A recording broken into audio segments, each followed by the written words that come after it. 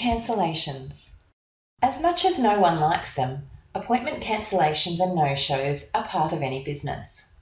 You can cancel and record no-shows in the Shortcuts Live system, allowing you to keep track of cancellations and identify any possible trends. In this lesson, you'll learn how to locate an existing appointment, cancel an appointment, and record cancellation notes.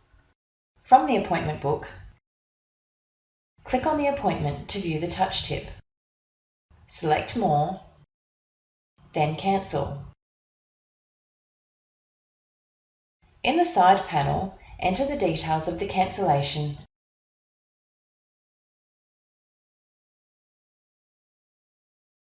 and select a reason. Click Delete to remove the appointment from the appointment book. In this lesson, you've learned how to locate an existing appointment, cancel an appointment, and record cancellation notes.